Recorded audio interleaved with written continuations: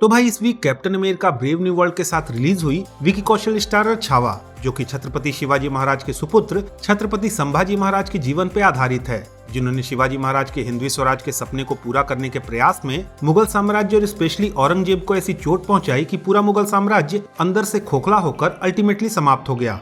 तो भाई क्या ये फिल्म छत्रपति संभाजी महाराज के उस प्राउड हिंदुत्व वाले व्यक्तित्व को दिखाते हुए उनकी गौरव गाथा हमारे सामने जस्टिफाइड मैनर में प्रेजेंट करती है या फिर नहीं? आइए इसी के बारे में थोड़ा और डिटेल में बात करते हैं। हेलो गाइज, मेरा नाम है अभिषेक और आप देख रहे हैं Nerdy Inside and this is the movie review of Chhaava. So let's begin the show.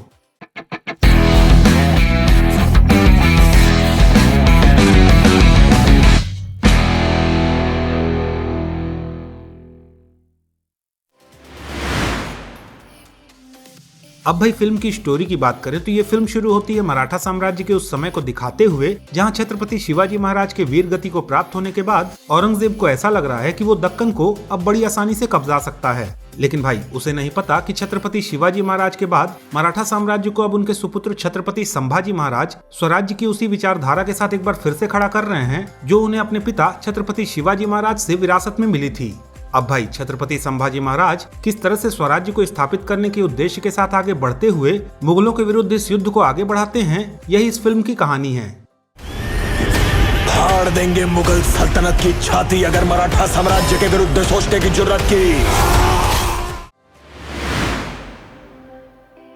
अब भाई ये फिल्म मराठी लेखक शिवाजी सावंत की छत्रपति संभाजी महाराज के जीवन पे आधारित बुक छावा का ऑफिशियल रीमेक है। और भाई कहना होगा कि क्रिएटर्स ने ओरिजिनल सोर्स मटेरियल के साथ जस्टिस करते हुए सेट पीसेस, कॉस्ट्यूम्स और कैरेक्टर्स के लुक के थ्रू उस माहौल को काफी बेहतरीन और ऑथेंटिक वे में हमारे सामने प्रेजेंट किया है। इनफैक्ट ये ऑथेंटिसिटी हमें केवल लुक और फील में ही नहीं बल्कि हिस्टोरिकल फैक्ट्स में भी देखने को मिलती है, जहां इवेंट्स के टाइमलाइन से लेकर संभाजी महाराज के गुरिल्ला वॉरफेयर और उनकी टैक्टिकल वॉर प्लानिंग को भी काफी बेहतरीन वे में हमारे सामने प्रेजेंट किया गया है। फॉर एग्जाम्पल फिल्म में बुरहानपुर पे अटैक के टाइम संभाजी महाराज और उनकी सेना ने जिस तरह के हेलमेट्स और आर्मर्स पहने हुए थे वो हिस्टोरिकली काफी ज्यादा एक्यूरेट हैं।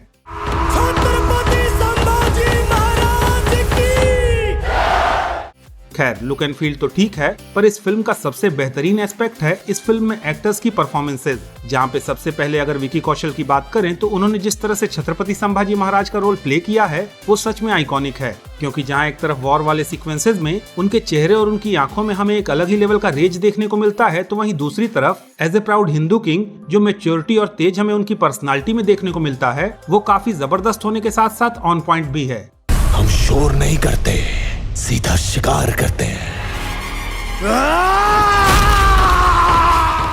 साथ ही भाई आशुतोष राणा ने सर सेनापति हम्बीर राव और विनीत कुमार ने कवि कलश के रोल में जो परफॉर्मेंसेस दी हैं वो भी काफी डिटेल्ड और ब्रिलियंट हैं। हालांकि भाई फिल्म में सबसे जबरदस्त परफॉर्मेंस है अक्षय खन्ना की, जिन्होंने औरंगजेब का रोल प्ले किया है। और भाई इस परफॉर्मेंस में हमें उनके चेहरे पे वो चिलिंग क्रुएल्टी वाली वाइब डायरेक्टली फील होती है जिसके लिए औरंगजेब जाना जाता था। इनफैक्ट अक्षय खन्ना का गेटअप इतना परफेक्ट है कि अगर कोई नहीं जानता तो उन्हें काफी टाइम तक ये पता ही नहीं चलेगा कि ये रोल अक्षय खन्ना प्ले कर रहे हैं।